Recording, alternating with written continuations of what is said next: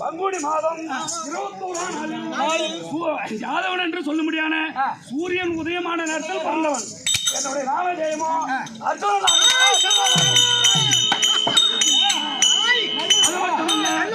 என் பெரியப்பா பிள்ளையாகிய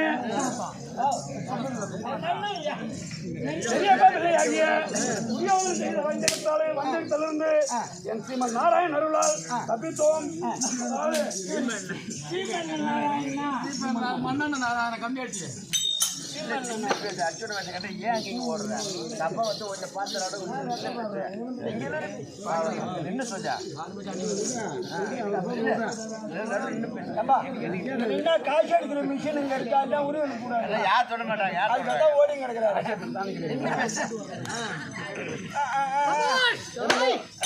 அப்படியே பெரியப்பா பிள்ளையாகிய நாராயணன் அருளால் தப்பித்தோம். அவன் என்னென்ன செய்தான் என்றால், படுக்கும் வாயிலே பாம்பை விடுத்தான், குடுக்கும் தரத்திலே கூறுத்தினான், கலந்தான், காசிக்கு போகும் கீழ்வாதியில் வாரண வர எல்லையில் அரக்கு மாளிகை ஏற்படுத்தி, எப்படி அரக்கு மாளிகை ஏற்படுத்தினான்? வெடி உப்பு, பொங்கலும் பாசம் என்று சொல்லும்படியான பொருள்களை ஒன்றாக அரைத்து, அது நெருப்புக்கு வகையான பொருள்கள் ஒன்றாக அரைத்து அதிலே அரக்கு மாளிகை ஏற்படுத்தி அதிலே புரிபூர செய்து புரோதன மந்திரி விடுத்து தீட்டு கொளுத்தினான். அங்கிருந்து தப்பித்து பாஞ்சாலி தேசம் எடுத்து பாஞ்சாலம் தவத்தின் பிரகாரம் வளையாவில் வளைத்து யாகஜானியை கைப்பிடித்தோம். திருமணம் முடித்தார்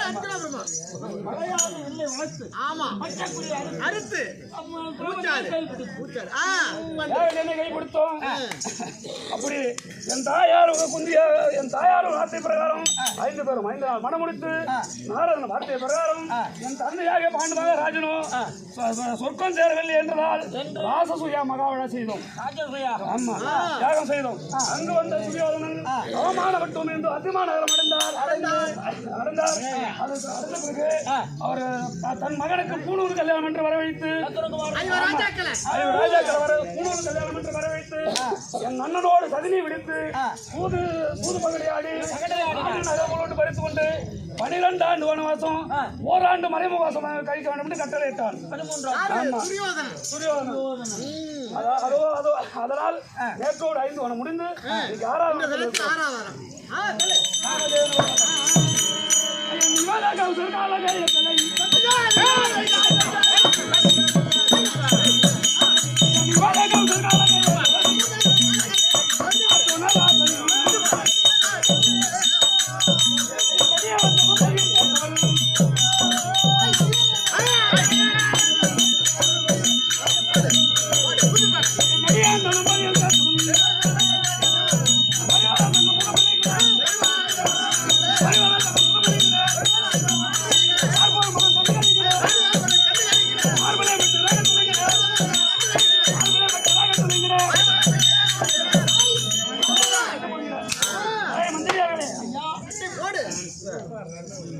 ஐயா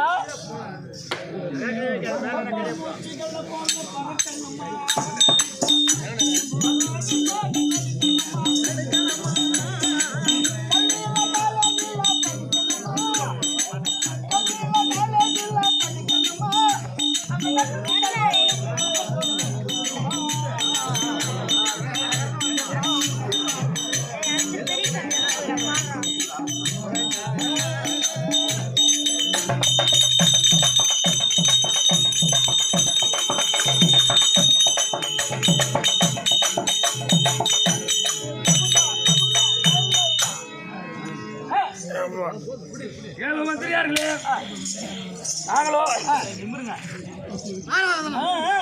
ஆவணத்தில் இருக்கின்றோம். நீ தானோட நான் அங்கே போய் வரேன். இன்றைய தினத்திலே